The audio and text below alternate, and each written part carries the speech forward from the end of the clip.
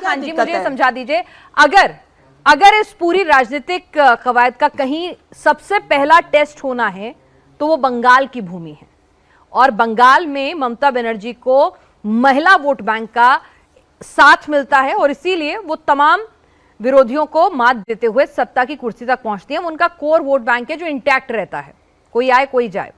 तो ऐसे में क्या जब ये नैरेटिव बनेगा कि टीएमसी भी उनमें से एक पार्टी थी जिसने महिलाओं को 33% आरक्षण लागू होने के लिए जो कवायद जरूरी थी उस प्रस्ताव को पारित नहीं होने दिया, ये मैसेज लेकर जब बीजेपी घर घर जाएगी तो आपके लिए मुश्किलें बढ़ जाएंगी क्या?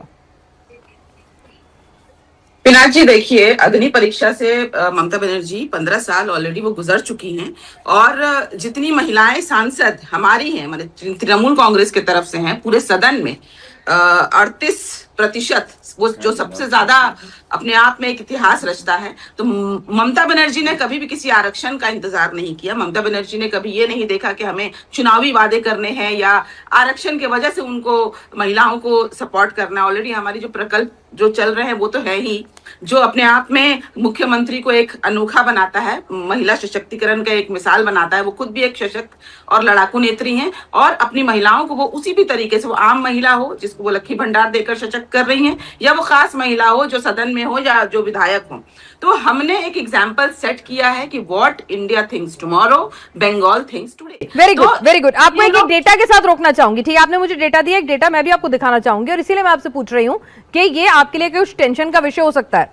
2011 में टीएमसी को महिलाओं का वोट मिला 49%, बीजेपी को 4% महिला वोट मिला। 2016 में टीएमसी को महिलाओं का वोट मिला 47%, बीजेपी को 10% मिला। यानी कि ममता दीदी का वोट बैंक इंटैक्ट रहा, बढ़ा घटा माइन्यूट। 2021 में 50% महिला वोट मिला टीएमसी को, और बीजेपी को मिला 36%। तो कहीं इस नैरेटिव के साथ जब बीजेपी मैदान में उतरेगी, एंटी इनकम्बेंसी पहले से ही है मैडम, जो सबके साथ होती है, बहुत नेचुरल है।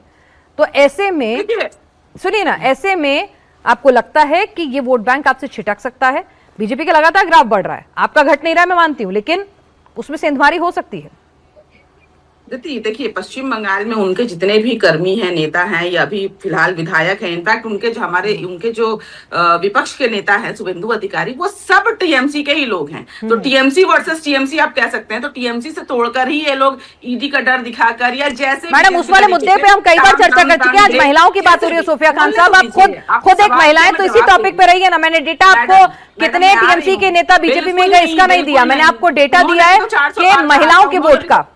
तो आज उसी पे रहते हैं मैम। तो 400 पार कहा था, पश्चिम बंगाल में 200 पार किया था, कहा था, क्या हुआ क्या नहीं हुआ ना। मैंने आपको सीधा डेटा दिया, मैंने नारा नहीं पढ़ के सुनाया यहाँ पे। आपने मुझे डेटा दिया, मैंने उसकी रिस्पेक्ट करी। आपने मुझे डेटा दिया, मैंने उसकी रिस्पेक्ट करी कि हाँ टीएमसी में महिलाओं का रिप्रेजेंटेशन बहुत ज्यादा है, अच्छा है। आपके डेटा के अनुसार ही मेरा डेटा नहीं है मैम, मैं कौन होती हूँ डेटा बनाने वाली? डेटा जो है इलेक्शन कमीशन डेटा रिलीज करता है, वो डेटा मैंने आपके सामने रखा है। महिलाओं के लिए ममता बनर्जी काम करती है। अरे मैडम, आपने सुना नहीं? सोफिया खान साहब, सोफिया खान जी, एक सेकंड। लक्की भंडार अगर हम दे, अरे आपकी तारीफ ही करी सोफिया खान जी, सुनी नहीं पा रही आप? सुनी नहीं पा रही? सुनिए, आपकी तारीफ करी, सुनिए।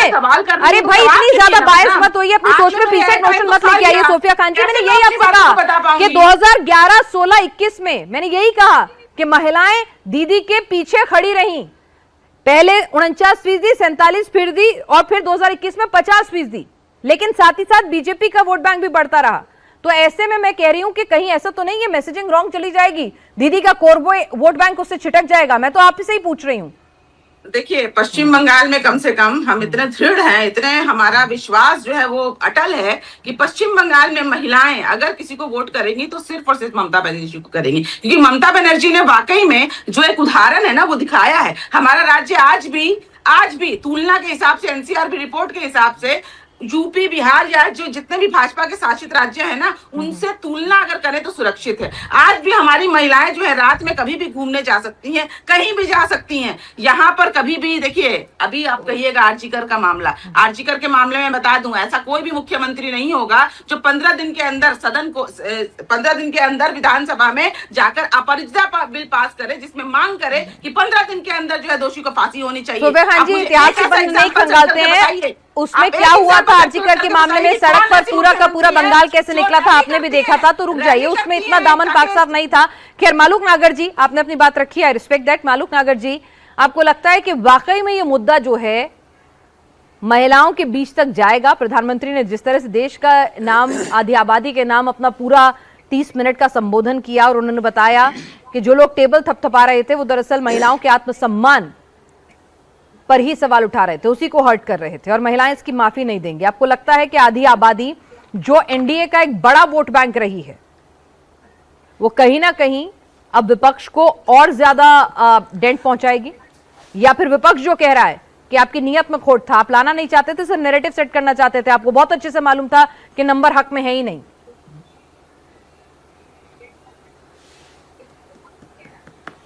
1947 में जब देश आजाद हुआ तो हमारे देश में 31 करोड़ लोग थे। 6 करोड़ के करीब पाकिस्तान चले गए, 25 करोड़ के करीब हमारे देश में रह गए। और 1971 में फिर जब ये फ्रीज हुआ अपनी कॉन्स्टिट्यूएंसीज का, तो कुछ आबादी बढ़ी और 545 एमपी हुए, और 545 में से 2 एंग्लो इंडियन और 543 थे। और आज 147 करोड़ लोग, और ये लोग चाहते हैं एमपी ना बढ़े। क्यों? दूसरा कि आज आधी आबादी 73.5 करोड़ है। अगर उनमें हम 273 सांसद, अरे भदौरिया डीजल के इंजन बजना बंद हो, नहीं बोलने नहीं दूंगा। आज 273 में से ये लोग चाहते नहीं कि देश की महिलाएं के संसद में आए 273। क्यों? ये नया संसद बना, इतना पैसा लगा, ये क्या खंडर बनाना चाहते हैं? ये लोग चाहते ही नहीं कि संसद मतलब चले। सीटें भरने के लिए महिलाओं को आरक्षण दे रहे थे क्या मलूक नागर जी? सीटें खाली ना रह जाएं, या फिर महिला सशक्तिकरण के लिए दे रहे थे? नहीं, मैं ये इन्होंने बिल ही नहीं महिला सशक्तिकरण के लिए दे रहे थे। महिला, अरे भदौरिया तू चुनाव हार जाते हो, तुम हर जगह, मैं वहां संसद में बैठा हूं, और 17वीं लोकसभा का 864 मुद्दे सबसे रिकॉर्ड मेरे नाम है। डीजल के इंजन बजना बंद हो, डीजल के इंजन बजना बंद हो। नागर जी भाषा ठीक रखिए, बजना बंद हो। मलूक नागर जी भाषा ठीक रखिए, भाषा ठीक रखिए, किसी की तरह की भाषा का प्रयोग मत कीजिए। महिलाओं के सम्मान की तो बात कर रहे हैं आप। मैं तो कह रहा हूँ 543 में दे दो आप 181% रिजर्वेशन। त्यागी जी, इसको क्यों नहीं दे रहे आप? बंद करोगे?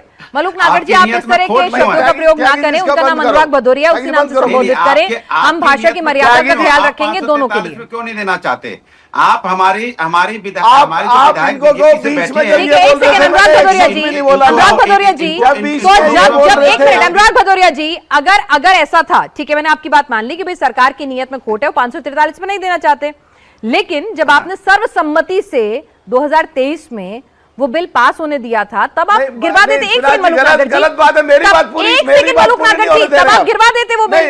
आप कहते कि नहीं, इस क्लॉज को हटाइए, आप कहते कि नहीं, आपसे तत्काल प्रभाव से लागू कीजिए, आप संशोधन मांगते, आप कहते नहीं बिल्कुल नहीं पास होने देंगे, हम और इंतजार नहीं करने देंगे महिलाओं को, आप 23 से ही लागू करवाइए, 24 से ही। आपको कहना चाहिए था ना, तब आपकी आंख में पट्टी बंद गई थी, तब क्यों नहीं आपने ये क्लॉज पे ऑब्जेक्शन किया था? आप तो सुन तो लीजिए, होगी आपकी वकालत होगी तो मैं बोल लूं। बोलिए। सवाल है कि भारतीय जनता पार्टी ये कह रही है कि हम महिला सशक्तिकरण करना चाहते हैं। बोलेंगे आप बिल लेके आए, अच्छी बात बिल लेके आए। मेरी बात बीच में रोकोगे आप तो ये बोलेंगे कैसे? विनाथ जी, अगर मेरी बात बीच में रोकोगे आप तो ये बोलेंगे कैसे? इनको कैसे बोलने देंगे हम? इन्होंने महिलाओं के साथ अत्याचार करा है, महिलाओं के सपने तोड़े, महिलाओं के खिलाफ काम करा है। ये लोग नहीं चाहते हमारे देश की महिलाएं आगे आए। ये लोग पाकिस्तान और तालिबान की तरह हमारे देश की महिलाओं को आगे आने से रोकते हैं। आप इनको दोबारा से बुलवा रहे हैं। पहले भी इन्होंने एक्स्ट्रा टाइम लिया था, और इनका काम है महिलाओं के विरोध में बोलना। इनका काम है पाकिस्तान और तालिबान की तरह महिलाओं को रखना। आज महिलाओं को प्रधानमंत्री जी ने आजादी दी, आज महिलाओं को प्रधानमंत्री आगे लाना चाहते थे।